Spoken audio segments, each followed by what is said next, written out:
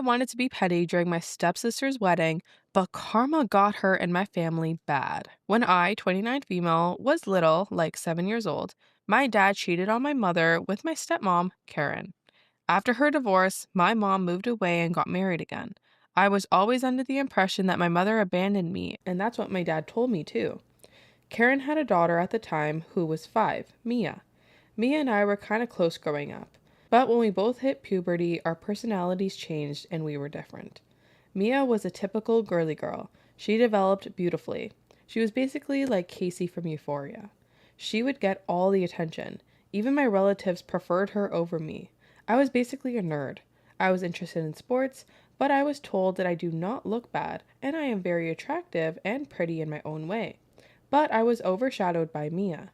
My dad was someone who was an opportunist. Whenever he would see an opportunity for him to shine, he would take it, even if it meant sidelining his own daughter.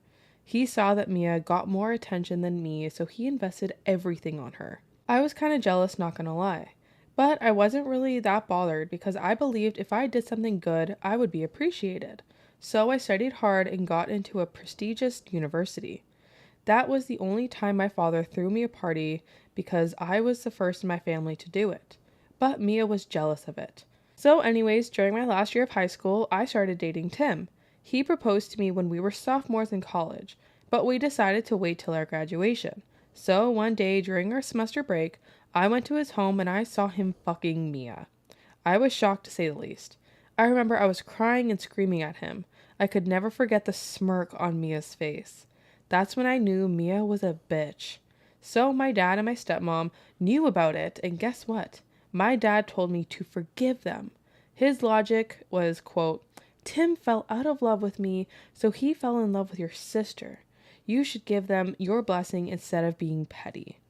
I shouted back that, of course you would say that because you cheated on mom.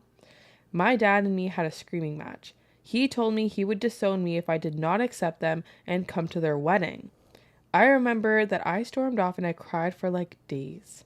That's the moment I realized I was alone. My dad didn't care if I was dead or alive, but thank God I had friends who I could count on. I started therapy after a friend of mine pushed me to do it. It did help a bit, but in my mind I wanted some revenge. I wanted to be petty and make her regret. I started thinking what I could do. My initial plan was to wear white on her wedding day, but then I ran into Mia's ex, Jay. Jay and Mia have been one of those couples who were on again, off again. Mia exploited Jay a lot. The last time they broke up was when Jay caught Mia flirting with one of his friends, but there was a lot of history. So when Jay learned about Mia and Tim, he was a little angry. He kept saying he wishes he could just take revenge on all the times Mia had done him wrong. So I had another plan. I asked him to be my +1 at her wedding. I know Mia still has feelings for Jay. It would piss her off. But we agreed that after that we would part ways.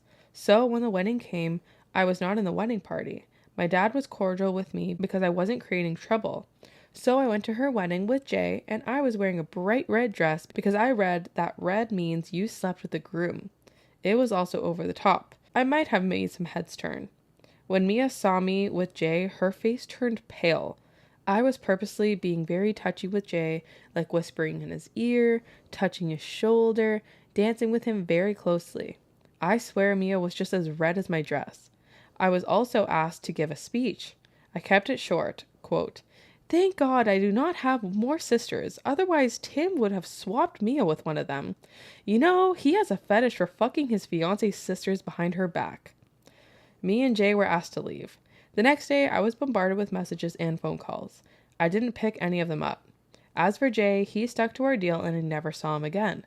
After the wedding incident, I decided I should find my mom because something in me was telling me that she didn't abandon me.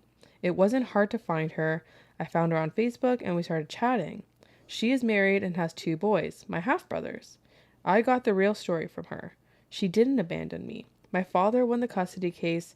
He used my mom's past substance abuse to take away her visitation rights too. We reconciled, and for the first time in my life, I felt welcomed. I also met my stepfather and my 2 brothers. They are amazing people. Since then, I would regularly meet them. 2 years after the wedding incident, I met a guy, Andy. We met during an alumni program in our college. He also went to our college, but he was 5 years older. We had a lot in common. He was kind, sweet, and very mature. He knows about my past and has been really supportive. He was better than Tim in every way. He was charming and had a really higher position in his job. After 2 years, my sister contacted me out of the blue and told me she was pregnant as she now wants to bury the hatchet. I was very reluctant. I was afraid that she would try to steal Andy away from me as well. But Andy reassured me that he is not that weak. Honestly, I did want to meet my dad again, so I gave it a shot anyways. I went to dinner with Andy, and to my surprise, Tim recognized him. It was later revealed to me that Andy was basically Tim's boss. This is a fact I didn't know. My dad and stepmom brought me to the corner and said that my relationship with Andy is unacceptable because I am trying to hurt my sister by dating Tim's boss. I told them to fuck off. My love life is none of their business. The dinner went sour. After that, I got a drunken call from Tim that he is very unhappy with my sister and that he actually wants to escape. He never knew what he lost until he saw me with Andy. I ignored him totally. Then the phone calls didn't stop. First, it was my dad telling me that dating Andy is causing tension between my sister and Tim. I told him their marital life is none of my business. I got a call from my stepsister who asked if she could come to my house and talk. I told her after the dinner party I want nothing to do with any of them. That bitch didn't listen. Instead, she went to Andy's office to convince him to talk to me. Of course, Tim saw this and accused her of trying to seduce Andy like she seduced him. Long story short, Andy had to fire Tim for his misbehavior. This caused even more tension. Tim became verbally abusive towards Mia and said his life was ruined because of her.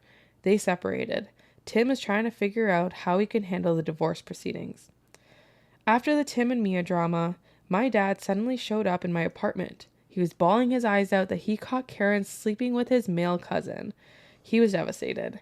So I told him what he told me when Tim cheated on me. Karen fell out of love with you, so she fell in love with your cousin. You should give them your blessing instead of being petty. My dad was confused. I further told him, well, you taught me this, remember? When I was sad about Tim cheating on me with Mia, you told me to forgive them. My father's face was rotten, to say the least. Now I have 2 family members who are going through a divorce. Tim and Mia tried to reconcile, but eventually they settled for divorce. My dad did apologize to me for what he did to me and my mom. I told him that he deserved what's coming for him and that I have no feelings left for him, not even pity. If the time ever comes, I might forgive him, but I don't want him anymore. He will not be walking me down the aisle. Andy and I recently engaged. We are having a small ceremony with just close friends and family. I was only planning for a petty revenge, but karma got them better. I guess it is what they deserve for being such shitty people. I know this sounds like a work of fiction, but it's not. Real life is stranger than fiction. I might update if something big happens, but right now I am busy with wedding planning. Damn.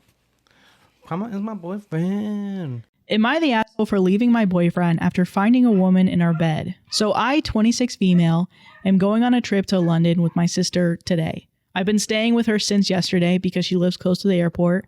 I realized I forgot my passport at my apartment where my boyfriend, 27 male, and I live together, and I had to go back and get it, so I did.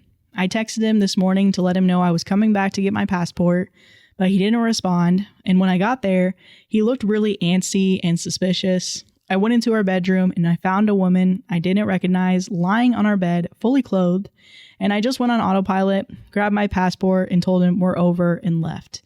Now my boyfriend is blowing up my phone saying that the girl is his longtime friend and that she's a lesbian who just needed a place to crash for the night.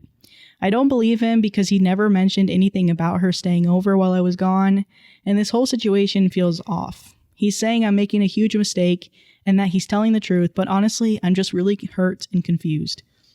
He's begging for me to hear him out and he's apologizing, but this whole situation is not right. So am I the asshole for leaving him? Should I believe his explanation or is my gut telling me the truth? We just signed the lease 2 months ago and I'm literally leaving the country today, so it's a horrible and stressful situation. So top comment, not the asshole. Your boyfriend never mentioned her because it's convenient for him to use that as an excuse when there's a person of opposite sex lying in his bed. If she needed a place to crash, why his bed and not the couch? Yeah. He knows he has a girlfriend and it's okay for someone else to share a bed with him without giving you a heads up first.